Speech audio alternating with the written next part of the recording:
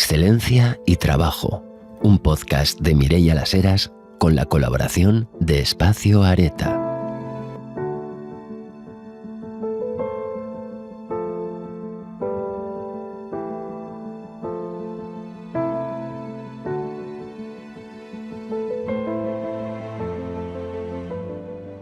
Ángel, qué gusto estar aquí, ¿no? Y vernos en persona para poder hablar de temas que nos interesan a los dos.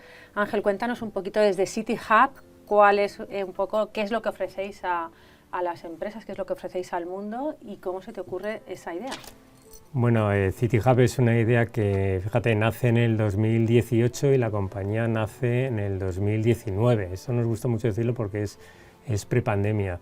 Nosotros lo que ofrecemos es ayudar a las compañías a tener el espacio de trabajo que realmente necesitan sus profesionales, con dos objetivos fundamentales. Uno, en el área de producción de la compañía, que tenga una productividad potente sus empleados y una eficiencia inmobiliaria consecuente, y desde el punto de vista de los profesionales, que tengan una experiencia positiva en su lugar de trabajo. Nosotros lo que somos una red de espacios, somos un conector digital, donde visualizamos qué espacios hay en las ciudades que no están siendo ocupados o utilizados en ese momento, ya sean en empresas que les sobra espacio, en redes de coworking, en hoteles, en universidades, y ahora vamos a introducir colegios profesionales.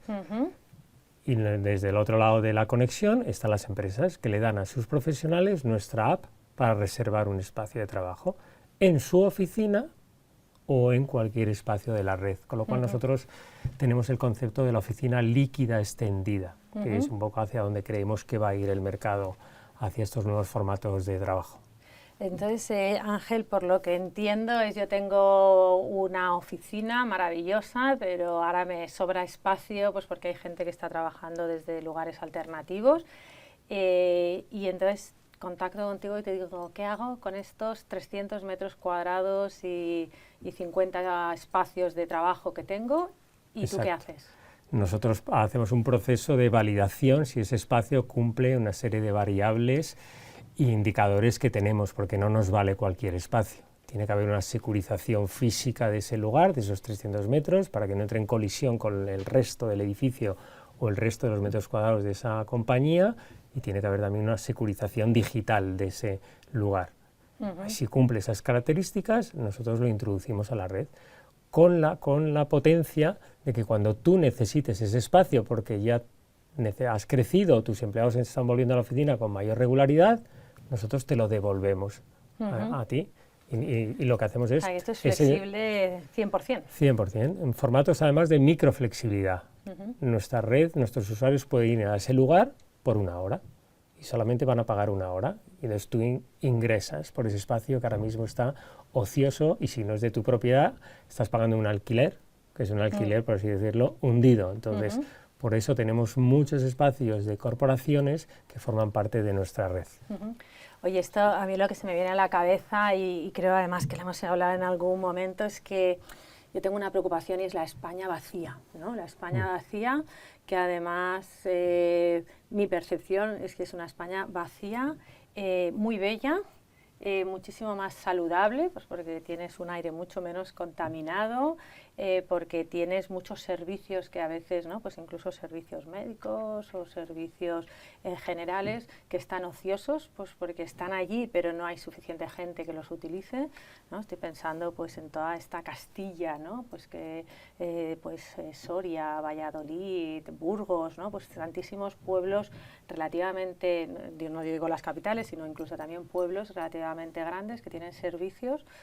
¿Esto puede ayudarnos a que rellenemos, por una parte, ¿no? A que llenemos esos espacios vacíos y a que estas ciudades en las que cada vez, no sé, somos unas metrópolis cada vez un poquito más invivibles, ¿no? Y que además no es bueno ni para el país ni para las personas en las que vivimos en estas ciudades? ¿Esto puede ayudar en este sentido? Debería de ayudar, en un sentido donde estamos viendo que el trabajo ya no está anclado a un único lugar, ¿no? Asistimos a una descentralización del trabajo.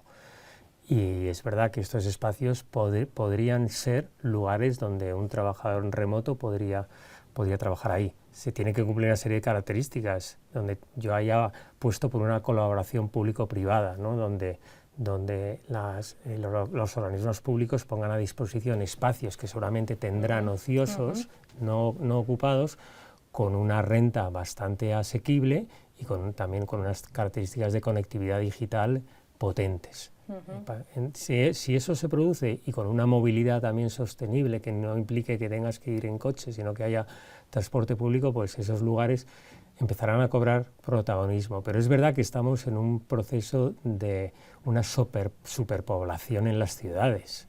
O sea, ahora mismo el 70% de ciudades de más de 300.000 habitantes es donde se está concentrando la economía, con lo cual una de las preocupaciones del urbanismo es esa superpoblación, con lo cual algo tendremos que equilibrar para que no se produzca esa gran concentración en las ciudades, que es uno de los problemas y de los retos del urbanismo, del futuro y del presente.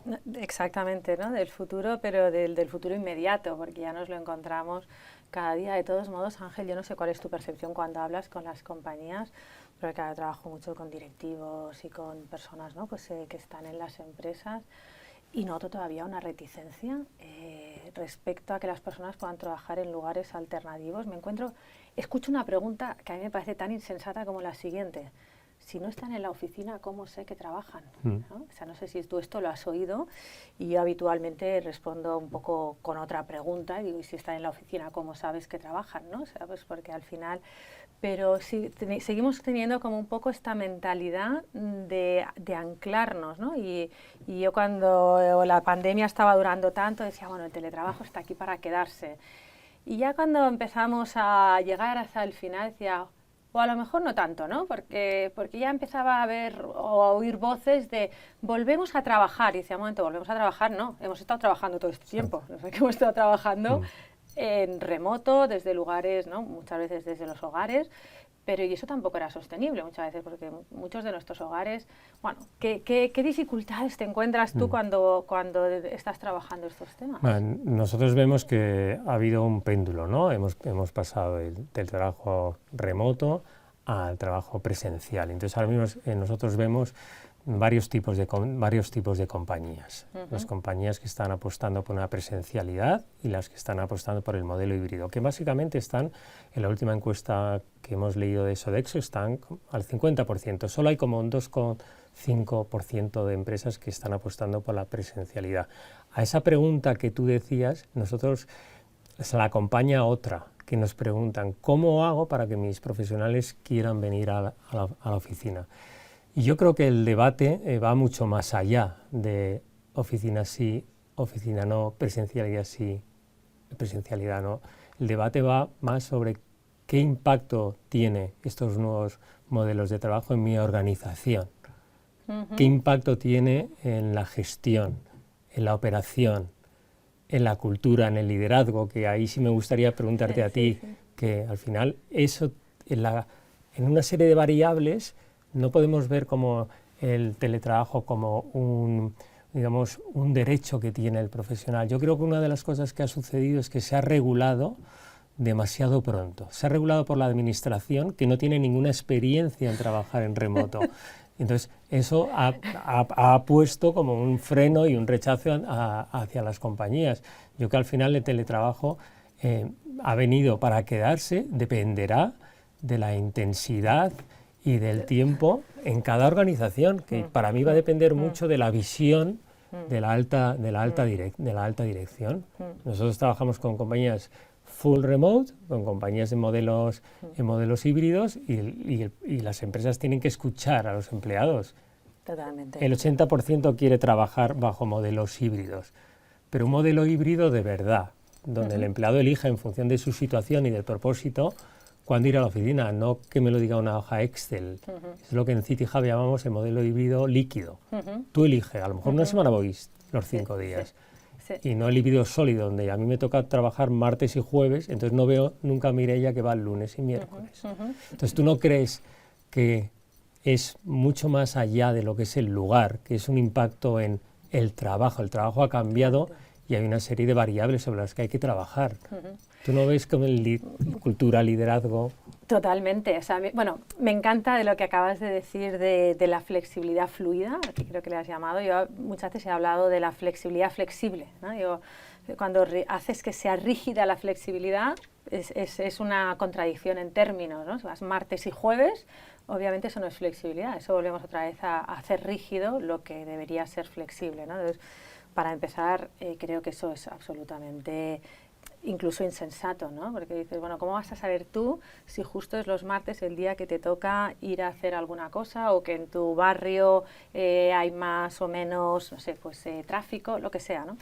Eso por una parte. Pero por otra parte es verdad que yo creo que el liderazgo, siempre digo, ¿por qué tenemos miedo a que las personas trabajen en remoto? Bueno, pues porque tenemos que empezar a ser líderes de verdad, ¿no? O sea, no a ser... Entonces perdemos la palanca de la presencialidad, que es una palanca, pero es que ojalá tuviésemos 10.000 palancas, ¿no? La palanca del aprendizaje, la palanca de las relaciones, la palanca de la misión, la palanca del, oye, es que esto te va a interesar muchísimo porque te vas a exponer, ¿no? Pues a un público, o a unos proveedores, o a unos clientes y vas a tener una visibilidad, que tuviésemos 10.000 palancas. Entonces, oye, te quitan una, no pasa nada, ¿no? O sea, estás tan contento, pero claro, cuando a veces pues puede haber, ¿no?, estilos de liderazgo que se han basado mucho en centralizar las cosas, en realmente utilizar esa única palanca, que es la de que si hasta que yo no me vaya, tú no te vas, ¿no?, y que yo estoy pendiente, ¿no?, pues de qué estás haciendo en cada momento. Bueno, pues yo creo que es que eso lo que era una falta de comprensión de lo que es el liderazgo verdadero, y que esto lo que nos está ofreciendo es la oportunidad. ¿Qué significa también? Que el liderazgo va a estar mucho más distribuido, que al final yo me voy a tener que fiar de que cada uno de mis empleados es una persona que quiere, que desea, que está comprometido, pero al final es como, no sé, si tú eres el entrenador olímpico de los 1500 o de cualquier prueba de atletismo, tú no tienes que estar todos los días viendo si entrena tu corredor, ¿no? Porque ya te fías de que él es el primero que quiere ganar la carrera cuando vaya a las Olimpiadas, con lo cual, bueno, pues yo creo que vamos a tener que ser más entrenadores olímpicos, que realmente estemos convencidos de que cada uno de nuestros empleados desea llegar a la final, y por otra parte también a los empleados. Respecto a lo que decías de la legislación, es que me desespero, no quiero casi ni hablar del tema, porque dices, claro, me dices, bueno, que nunca han trabajado en remoto, ¿no? Yo digo, bueno, ha sido casi que muy benevolente decir que no han trabajado en remoto, porque eso casi que implica que sí que han trabajado en otros modos de funcionar, ¿no? Y yo pienso, a ver, una persona que quizás nunca ha tenido que pagar una nómina a final de mes, que nunca ha tenido que contratar, que nunca ha tenido que despedir, que nunca ha tenido que promocionar es que es muy difícil que legisle algo, es que es muy difícil que realmente entienda cuáles son las tensiones inherentes al negocio, a la dirección de personas, al servicio a los clientes. Entonces, claro, han hecho una legislación, una vez más, que no es que dices, si trabajas menos de un 30%, bueno, pues yo conozco muchas empresas, y tú también, que a sus empleados les dicen, bueno, pues puedes trabajar, exactamente, ¿no? Puedes trabajar hasta un 30%, y si no, como mínimo no me lo digas, ¿no? Tienes que trabajar desde tu primera residencia. Hombre, que justo quiero trabajar en remoto para poder estar en un lugar más agradable, ¿no? O sea, pues no sé, si estás en Cataluña, pues te quieres ir a la Costa Brava o a la Cerdaña, si estás aquí en Madrid, pues querrás irte a la Sierra, si estás, no sé, donde quieras, ¿no? Pero justo en un lugar donde tienes, no sé, pues más espacio tanto en la casa como en otros lugares, ¿no? O lo quieres alquilar y por lo tanto te va a costar un precio mucho menor. Es que es no entender las cosas, o sea, es no haber captado el sentido de esta nueva situación. Yo creo que el teletrabajo al final tiene que ser como el ordenador cuando empiezas a trabajar. Yo te doy el ordenador para trabajar, te doy el móvil y luego te doy el lugar para trabajar, que el lugar ahora es descentralizado. Tú ven a la oficina cuando necesitas. Hay un vídeo en YouTube, en una charla TED, fíjate que es del año de 2010, de Jackson Freud, que dice, ¿por qué no se trabaja donde se trabaja? Y está súper bien porque, fíjate, es desde hace 13 años y dice que al final, cuando la gente le pregunta ¿dónde quieres ir a finalizar un trabajo?, la gente no te dice en la oficina. Te dice en la oficina, pero muy temprano cuando no hay nadie, o muy tarde cuando la gente ya se ha ido. O te dice en casa porque es un trabajo de concentración. Y está muy bien esa charla porque habla de que la oficina al final es un espacio de interrupciones, donde no puedes trabajar bien, con lo cual la oficina, si queremos que los profesionales vayan a la oficina, tendremos que hacer una serie de ajustes en la propuesta de valor para que la presencialidad sea, digamos, un motivo de atracción para ir a trabajar a la oficina y no a teletrabajar presencialmente, que es lo que está sucediendo ahora. Entonces, los legisladores lo hicieron muy rápido y sin escuchar al mercado, sin vivir el mercado, con lo cual yo creo que ahora hay que pararse, ver lo que ha sucedido, ver lo que está sucediendo en las compañías, que depende del tamaño, del sector y de la visión de la alta dirección. También España, tú lo sabes bien, es un país de pymes. El 95% de las compañías españolas tienen menos de 10 empleados, pero es que hay 1,5 millones de empresas que son 1 o 2 empleados. Claro, ahí teletrabajo, pues evidentemente prefieren estar más juntos que estar, digamos, trabajando de manera descentralizada y que no se ven. Compañías de más de 5.000 profesionales, es que no hay tantas. Es que es a lo que aplica esto, que hay unas 180. Entonces, al final, intentamos legislar para lo grande cuando al final en España es un país de pymes. Y eso es lo que no se está teniendo en cuenta. Con lo cual hay una serie de factores que no podemos decir teletrabajo sí, teletrabajo no, sino que el debate es otro. ¿Cómo impacta toda esta revolución tecnológica? ¿Cómo impacta esta transformación de los valores sociales y demográficos que estamos viviendo en la manera de trabajar?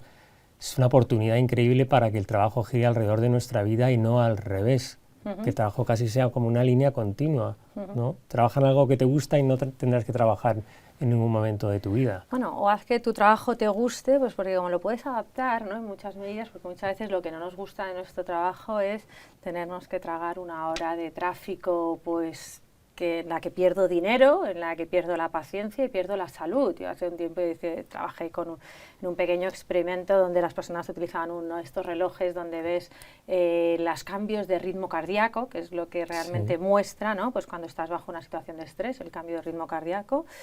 Y había 2 momentos que se repetían constantemente en muchísimas personas, y eran el momento del commute, ¿no?, del traslado por la mañana hacia el trabajo, y el momento del traslado de la tarde hacia el hogar o hacia buscar a los niños al colegio, lo que sea, ¿no? Entonces dices, bueno, qué pena que una de las cosas que más nos está estresando del trabajo ni siquiera sea del trabajo, ¿no? Es algo que podemos evitar. De todos modos, a mí hay un tema también que quería comentar contigo, es el tema de llamarle oficina a la oficina, ¿no? O sea, hace un tiempo pensé, oye, pues ¿de dónde debe venir esto de la oficina, no? O sea, ¿por qué le llamamos así? Porque cada una fábrica fabricas algo, ¿no? Pero una oficina, ¿por qué le llamamos oficina, no? Entonces, pues interesantemente vi que venía de oficio, ¿no? O sea, pues tiene todo el sentido, pero claro, los oficios la gente los realizaba pues en la época en la que la gente tenía un oficio y encima tenía la casa, y sin embargo ahora las oficinas son el modo de aislar a las personas de lo que es el resto de su vida. Entonces no sé si también tenemos que cambiar el cómo le llamamos, o por lo menos el concepto. Mira, está bien lo que comentas, Ma, y a mí me invitaron tu casa, el IES, a una charla en un foro inmobiliario que hacía Savis con Tinsa, y en enero del 21 yo dije que alguien buscará un nombre para lo que está sucediendo, para el nuevo lugar de trabajo. Ya no es oficina, nosotros ahora lo llamamos casi como el hub corporativo, ¿no?, el centro de las conexiones estratégicas, conexiones de valor con tus colaboradores, con tus empleados, con tus clientes. Ya no es la oficina desde su historia no ha cambiado mucho. O sea, al final es una cadena de producción y son filas de mesas y sillas, ¿no? Entonces, claro, hay estudios en Estados Unidos donde se les pregunta a los profesionales que cómo quieren que sean las oficinas ahora, y es súper curioso porque dicen que quieren que dominen los espacios cerrados, los espacios de concentración y no los espacios abiertos, porque la gente está teniendo vídeos, Zooms, Teams, y entonces es lo que hace que haya rechazo a ir a la oficina. Con lo cual vamos a ver todo un proceso de transformación de esa nueva huella inmobiliaria hacia una huella muchísimo más eficiente, yo creo que con menos metros, menos consumo energético. Y en eso que comentas tú del transporte es el rechazo mayor al ir a la oficina. Dicen que Madrid y Barcelona no es como otras capitales europeas. Bueno, sí, si lo comparas con París y con Londres, no, pero la media está en 30 minutos ir y 30 minutos volver, que ya es una hora. Yo creo que hay que elevar un poco la dimensión de la flexibilidad, no solo en espacio, sino también en tiempo. Bueno, y es una hora, primero una hora absolutamente improductiva, y segundo, una hora en la que estás emitiendo CO2. O sea, y que luego además eso tiene también una huella en ti mismo, en tu salud, por el tema del estrés, y que esa hora, si se la dedicásemos, no sé, a hacer deporte, a dormir, que somos el país de Europa que menos duerme, ¿no? Pues sería maravilloso. Yo si cada día durmiese una hora más, yo creo que mi índice de felicidad y el de cualquier persona probablemente se dispararía, pues porque estás mucho más descansado, porque estás mucho más... Entonces yo creo, en este sentido, últimamente digo un poco así provocativamente, pero a ver a ti qué te parece, que realmente tenemos que trabajar desde lugares alternativos y a la oficina vamos a perder el tiempo, ¿no? O sea, pues por decir, si yo voy a la oficina, lo que quiero no es meterme en un sitio pues para tener un Zoom, porque lo que no quiero es teletrabajar desde la oficina. Si voy a la oficina es para celebrar, para compartir, para comentar y generar esos momentos de intercambio de ideas y demás, pero no voy a la oficina para estar yo solo, porque para eso ya estoy. Entonces, a veces a mí cuando digo, ay, pues me quedo ya a trabajar desde casa, y hay gente que dice, ¿no tienes trabajo? Digo, no, tengo tanto trabajo que me voy a quedar en casa para asegurarme que lo hago, ¿no? Entonces, yo creo que tenemos que cambiar el concepto de a qué voy a la oficina, ¿no? Entonces, cuando la gente dice, ¿se rinde más desde la oficina o desde la casa? Digo, es que esa es la pregunta del millón. Esa es la pregunta del millón, pero que no lo podemos saber, porque si yo estoy vendiendo pizzas, entre comillas, es relativamente sencillo saber si vendo más pizzas de 8 a 10 o de 10 a 12, ¿no? Dices, bueno, pues porque al final las puedes contar, ¿no? Y puedes contar además pues a qué precios y qué... pero si yo estoy trabajando en cualquier trabajo en el que tengo que aportar un valor de conocimiento, de relaciones, de generación de ideas y demás, ¿cómo sé si estoy aportando más el día que estoy? Además es que normalmente en un día no es cuando aportas en una... Entonces, bueno, yo creo que a veces también esta pregunta que me la encuentro muy a menudo y que seguro que a ti te la hacen también. Oye, ¿desde dónde se rinde más? ¿No? Hombre, al final es el lugar al servicio del propósito de cada actividad. Si yo tengo que hacer unos trabajos de co-creación, de colaboración, pues tendré a lo mejor que tener reuniones presenciales en la oficina o en cualquier otro lugar, pero si necesito concentrarme, como decía la charla TED que te he comentado, tengo que finalizar un trabajo, a lo mejor lo finalizo en mi casa o en cualquier otro lugar. Mira, hay una cosa muy potente. Nosotros, con nuestra aplicación, lo que permitimos es reservar y captar. ¿Qué es captar? Es captar la experiencia del empleado. El empleado reserva un espacio en su oficina y entonces ahí tenemos la traza, ¿no?, de cuánto se ha ocupado la oficina. Y los ratios son súper interesantes. Y luego, ¿qué captamos? Captamos la experiencia del empleado.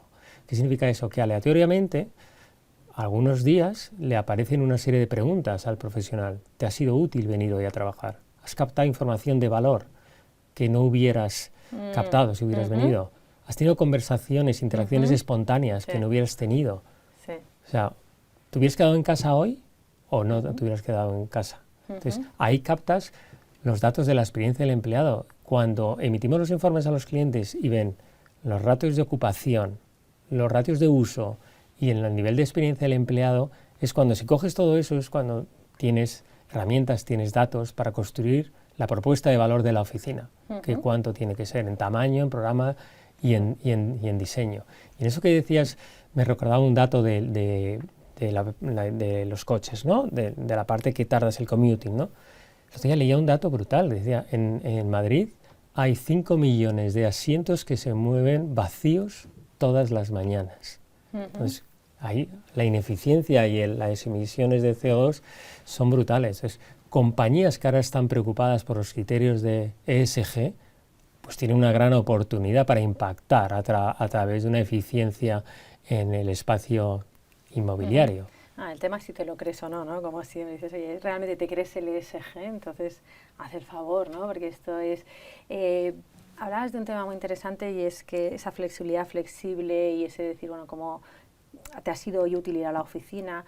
Y a mí me gustaría hablar sobre el tema del absentismo, que es un tema que en este país tenemos ratios mucho mayores que en otros países, quizás también relacionado con eso de que dormimos menos y de que los commuting son largos y demás, pero tenemos una media de 5 o 6% cuando la media en otros países es del 3%, ¿no? Eso quiere decir que es casi el doble, o sea que es muy...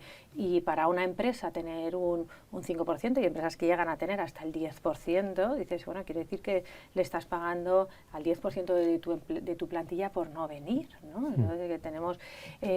¿Cómo puede esto afectar el tema del absentismo? ¿Lo habéis podido medir? ¿Cuál es tu percepción? Bueno, fíjate, el ratio que nosotros teníamos de ocupación de oficinas pre-pandemia era del 70%, del 70%. Claro, ese 30%, que el espacio estaba vacío porque se producía, una de las razones es la que tú apuntas, al absentismo. Entonces, pues los profesionales estaban en casa del cliente, o estaban viajando, o estaban de vacaciones, o estaban reunidos en cualquier otro lugar que no sea la oficina. Pero ya el uso del 70% del absentismo pesaba mucho. Ahora la flexibilidad y el modelo híbrido es una palanca que los profesionales solicitan.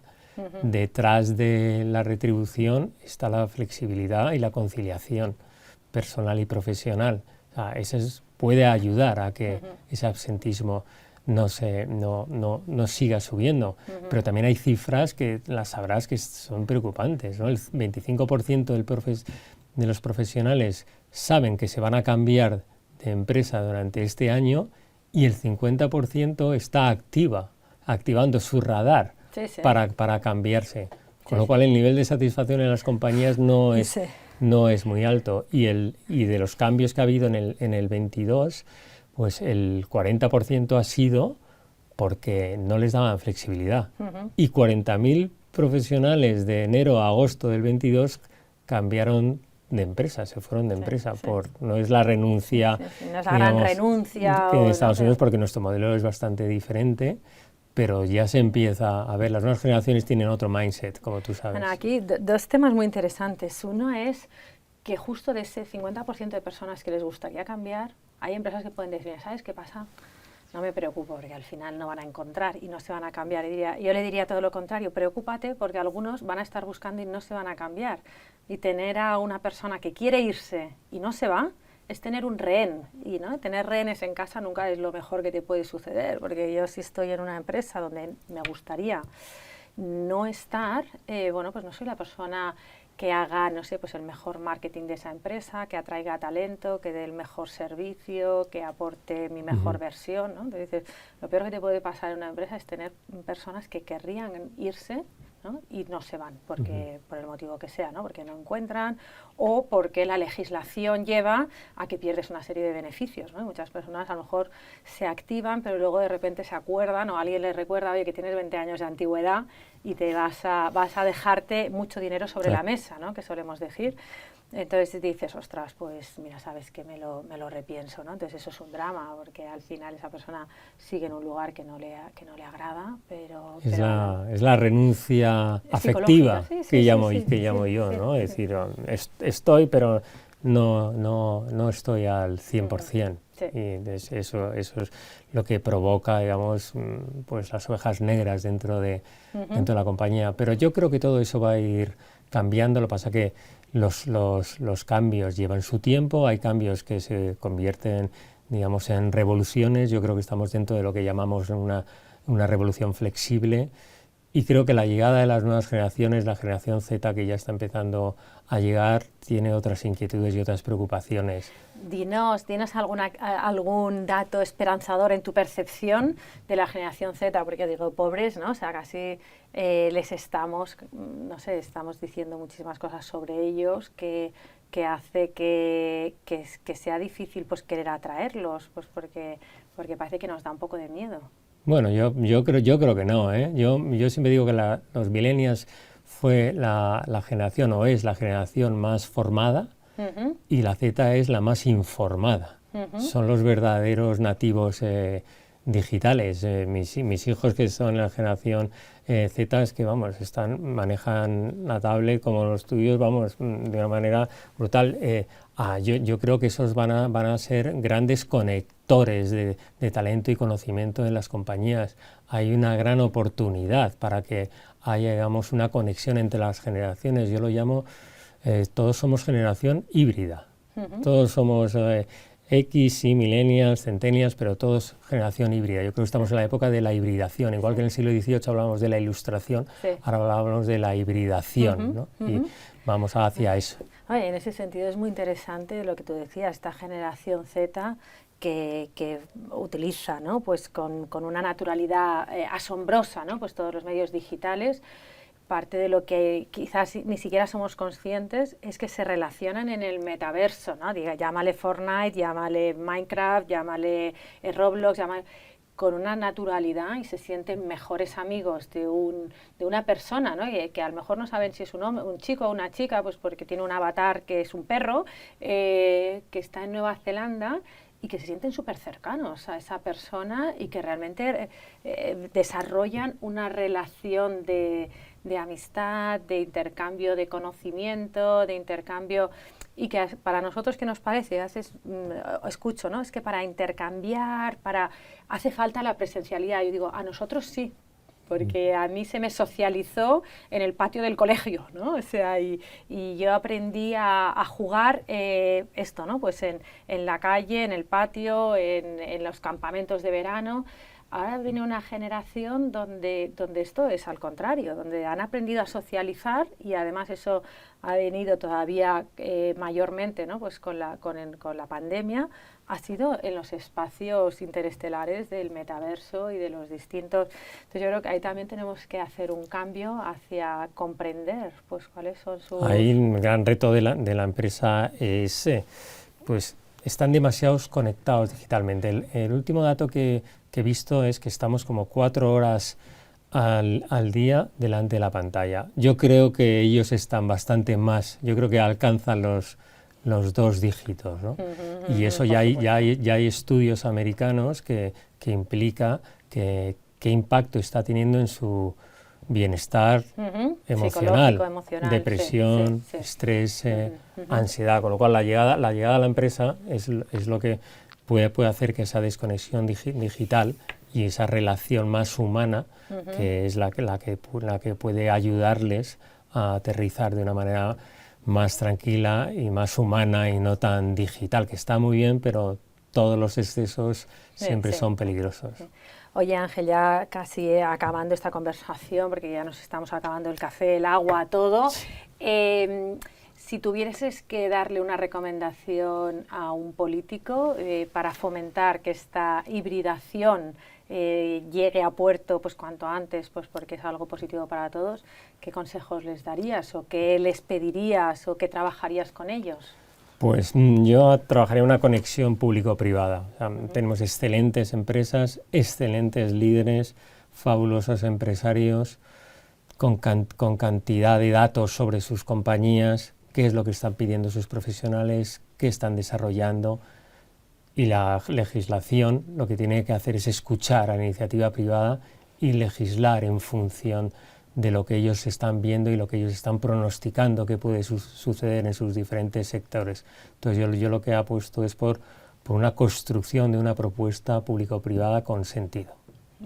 ¿Podemos atraer empleados del norte de Europa que tienen envidia de nuestro sol y de nuestra calidad de vida y de nuestra gastronomía y con este tipo de... Ya lo estamos haciendo, ¿eh? Madrid, Barcelona, Málaga aparecen en los diferentes listados de diferentes instituciones siempre en el top 20, ¿eh?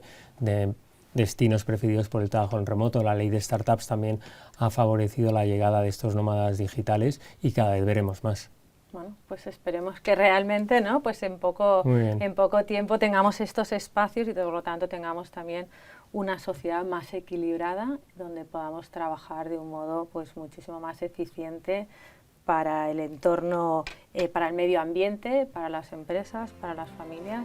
Así que ojalá nos veamos dentro de poco para celebrarlo. Exacto, es la gran oportunidad para que el trabajo, como decíamos antes, gire alrededor de nuestra vida y no al revés y vivamos mejor. Muy bien, muchísimas gracias, Ángel. Gracias, Mireia, a ti.